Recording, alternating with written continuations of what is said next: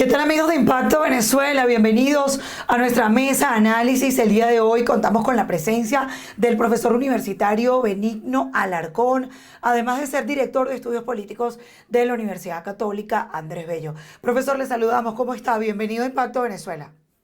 Hola, gracias y nada, gracias por la oportunidad de compartir contigo y tu audiencia.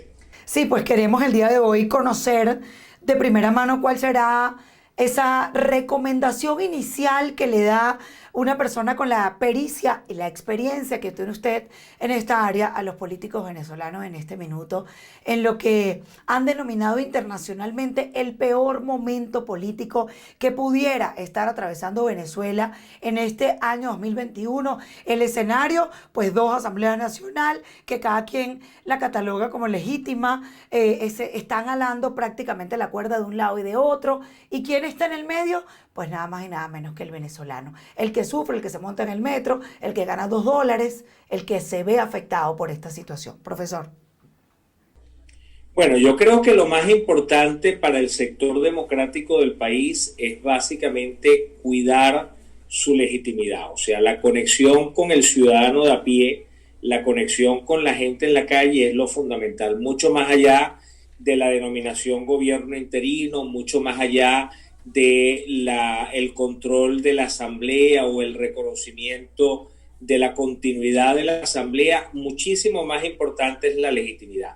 Si no se tiene legitimidad a nivel de la calle, todo lo demás está perdido. O sea, para una oposición democrática, el tema de la conexión con esa mayoría del país que reclama un cambio político es lo fundamental. Entonces, la pregunta sería, ¿Venezuela va en la dirección correcta? Bueno, obviamente el país no va en la dirección correcta en este momento.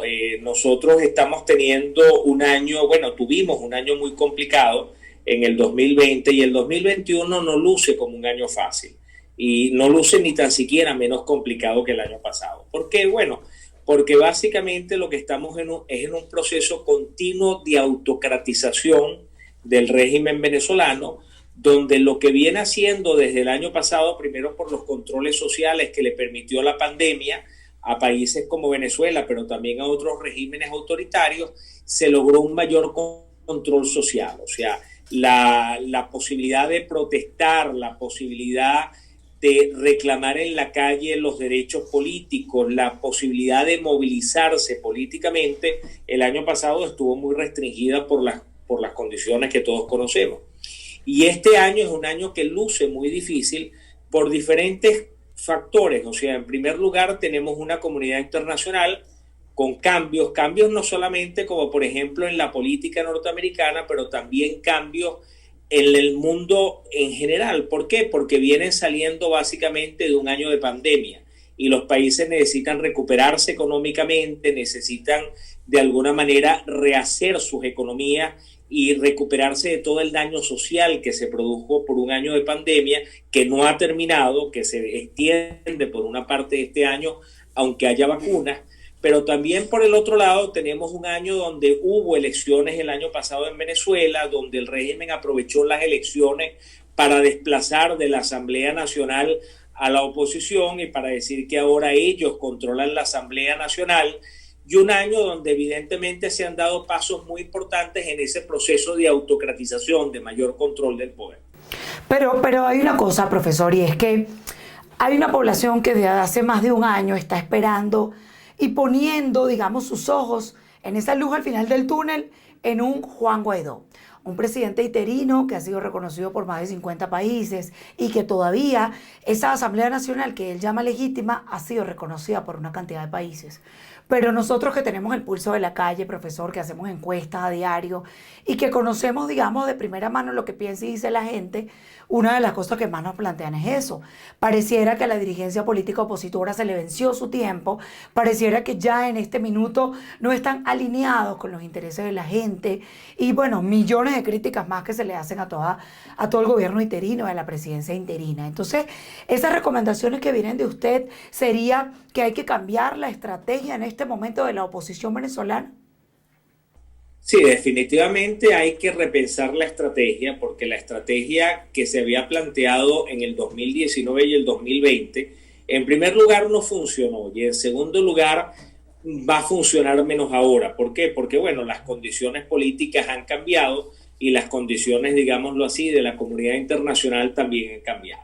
Entonces, si parte de la apuesta del 2019 y del 2020 tenían que ver con una acción contundente de parte de la comunidad internacional y en especial de los Estados Unidos, ese escenario hoy en día ya no está planteado.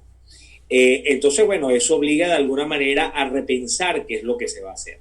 La otra cosa que es fundamental es recordar que en el año 2021, al igual que sucedió en el 2020, vamos a tener nuevamente elecciones de gobernadores y elecciones de alcaldes. Y el año pasado la oposición de alguna manera sufrió algunas fracturas importantes. Hay que recordar lo que pasó, por ejemplo, con Enrique Capriles. Hay que recordar la posición que asumieron algunos diputados que dijeron que no continuaban en la Asamblea. Hay que recordar las pérdidas que sufrieron algunos partidos que pasaron a ser controlados por el Tribunal Supremo de Justicia, que impuso unas juntas directivas ad hoc que intervinieron esos partidos políticos.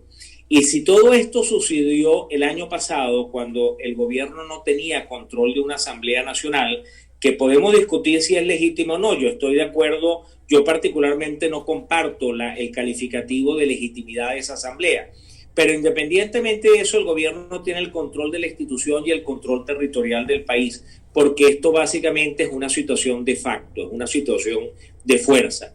Pues este año que el gobierno siente que tiene el control de esa asamblea, aunque muchos no lo reconozcan, va a avanzar con mucha más fuerza. Y en una elección donde se disputan gobernaciones y alcaldías, la posibilidad de que haya fracturas mayores en la oposición es mucho más grande.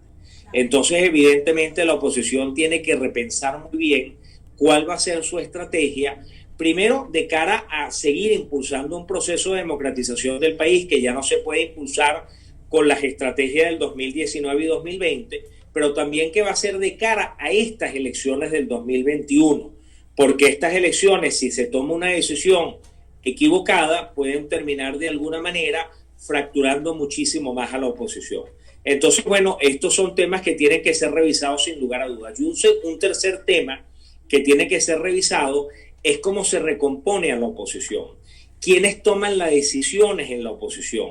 ¿Quiénes conforman ese consejo político que se discutió en esos cambios que se hicieron al llamado Estatuto de la Transición, para de alguna manera hacer que ese consejo político, que de alguna manera hace que las decisiones tengan que tomarse de manera colectiva, no implique mayores enfrentamientos en la oposición, sino avances de manera consensuada en una estrategia que de alguna manera se acuerde entre todos los factores que representan a la mayoría opositora del país. Sí, pero hay muchos que piensan, profesor, que han ido de error en error. Por ejemplo, uno de los análisis que siempre se hace es por qué Juan Guaidó y su equipo, ese consejo directivo del que usted habla, que toma las decisiones, o un consejo político que de alguna manera decide, ¿por qué ese consejo político no ha llamado a todos los sectores? Le pongo un ejemplo fácil, rápido y reciente. Entrevistábamos a Antonio Ledesma y le preguntábamos, alcalde, ¿a usted le han consultado las estrategias opositoras? Y nos decían, no nos las han consultado. Tengo meses sin hablar con Juan Guaidó.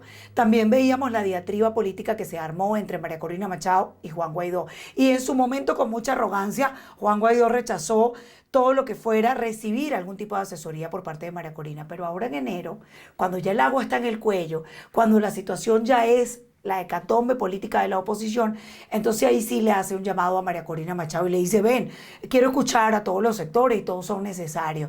Entonces, el problema es precisamente eso, hay que replantear los objetivos, las estrategias, pero hasta qué punto se va a ir de error en error. Y claro está, estamos hablando de un régimen dictatorial que tiene todos los hilos agarrados, que tiene todo a su favor. Entonces, digamos que no está fácil el panorama político para este año, porque comencé mi intervención diciéndole, el que está en el medio es el ciudadano.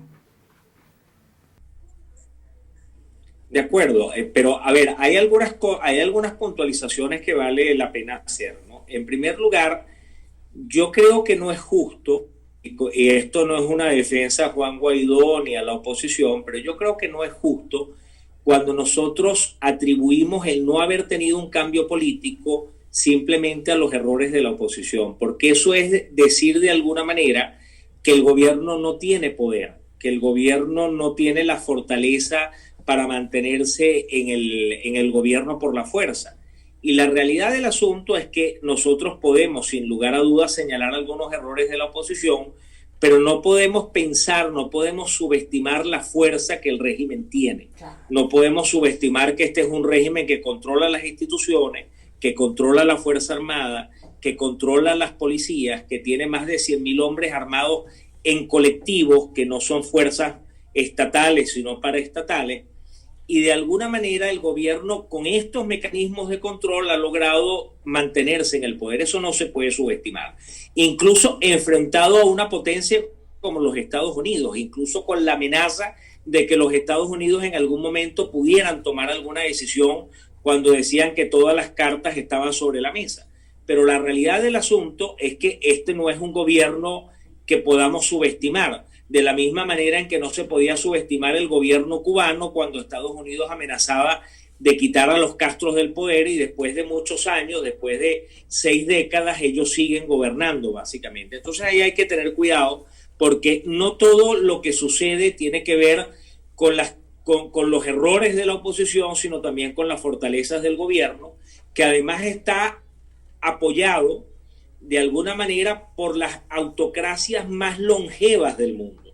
O sea, sin lugar a dudas, la dictadura más longeva de América Latina y de buena parte del mundo es la cubana. Pero además hay que recordar que también Rusia está allí, no hay que olvidarse que también Irán está allí, no hay que olvidarse que Erdogan, Turquía, que se volvió un régimen autocrático desde hace unos años para acá, también está allí. No hay que olvidarse que China está allí. Y entonces, evidentemente, estos son factores que no se pueden subestimar. La segunda cosa que es importante tomar en consideración es que ese consejo político todavía no existe hasta donde yo entiendo, ¿ok? Se acordó en esa reforma del Estatuto de la Transición, pero se está negociando quiénes van a formar parte de ese consejo político. Y hasta donde yo entiendo, creo que al día de hoy todavía no existe. La tercera cosa es que de acuerdo a nuestras propias mediciones, sí, hay varios liderazgos en el país. Hoy todos los liderazgos están venido a menos, empezando por el de Guaidó. Pero la realidad es que si uno revisa todos los liderazgos que hay en el sector democrático del país, a pesar de la caída muy importante que Guaidó ha tenido en su liderazgo después de 2 años de desgaste, Guaidó sigue encabezando las encuestas hoy en día, en este momento, y está por encima de los otros liderazgos de oposición. Entonces, evidentemente, la comunidad internacional, cuando va a decir con quién hablar, quiere básicamente hablar con aquel factor que es más representativo, que hoy en día sigue siendo Guaidó. De alguna manera eso puede cambiar mañana, eso puede cambiar el próximo mes, pero hoy en día sigue siendo Guaidó. Pero quiere hablar también con aquel factor que de alguna manera reúne más consensos a su alrededor. Y bueno, obviamente cuando nosotros tenemos unos partidos mayoritarios en Venezuela, Acción Democrática, Primero Justicia, Voluntad Popular y Un Nuevo Tiempo, que están reunidos alrededor de la figura de Guaidó, evidentemente la comunidad internacional que quiere ayudar en el proceso de democratización de Venezuela apunta a hablar en esa dirección, porque siente que básicamente ese es el sector más representativo, por lo menos al día de hoy. ¿Okay? Lo que no desmerita para nada las posiciones de María Corina o de Antonio Ledesma, pero bueno, son los que están aquí, los que están presentes y los que de alguna manera se han reunido y tienen algún nivel de consenso. Profesor, ya para terminar y redondear el mensaje, ¿cuál sería la expectativa y lo que usted ve para este año 2021 en Venezuela? ¿Qué cree que pueda pasar en los próximos meses? ¿La situación tiende a extenderse desde el punto de vista económico y político? Sí, lamentablemente sí, y lamentablemente, entre otras razones, por los cambios políticos que hay dentro y fuera de Venezuela, y además por la situación de la pandemia que continúa. La situación de pandemia ha significado poner casi todo en modo de pausa, ¿okay? Entonces, ante un mundo que tiene que centrarse en recuperarse de los daños de la pandemia, Venezuela no va a ser la prioridad en este momento, lamentablemente. Y por el otro lado, los cambios políticos que se han dado dentro de Venezuela hacen que de alguna manera la oposición tenga que reorganizarse, tenga que repensarse y tenga que de alguna manera ponerse de acuerdo en torno a una nueva estrategia, lo cual hace que no puedan actuar de manera inmediata. Entonces, por lo menos para el primer semestre del año, vamos a tener un semestre, yo diría que casi en pausa, de alguna manera, que no significa que haya una pausa, en realidad lo que hay es un reordenamiento del tablero. Okay. Y el segundo semestre del año, donde hay elecciones regionales y municipales, es donde de alguna manera las piezas en el tablero se empiezan a mover, donde empieza a haber una dinámica un poco más importante. Pero este año no luce como un año de transición política, al menos que haya sorpresas, suceda algo imprevisible, que siempre puede suceder, nunca lo podemos descartar totalmente, pero no luce como un año de cambio político para Venezuela, lamentablemente. Lo que creo es que es muy importante seguir dando la pelea, recuperar la movilización y el contacto con las bases sociales que piden un cambio político, eso es muy importante y creo que eso se ha descuidado y creo que de alguna manera hay que tratar de mantener una coordinación muy estrecha con la comunidad internacional para que Venezuela, digamos, no descienda de manera significativa en la agenda internacional, sino que de alguna manera se le siga considerando entre los temas prioritarios de la agenda internacional. Así es, profesor, le damos las gracias por habernos acompañado hoy en Impacto Venezuela, gracias por haber atendido nuestro llamado y pues obviamente siempre queremos darle una esperanza al venezolano en medio de esta situación política tan grave, la crisis social, pero hay momentos en los que hay que decir la realidad y también vencer la censura que tanto nos ha costado en Venezuela. Gracias por haber estado con nosotros. Gracias a ti.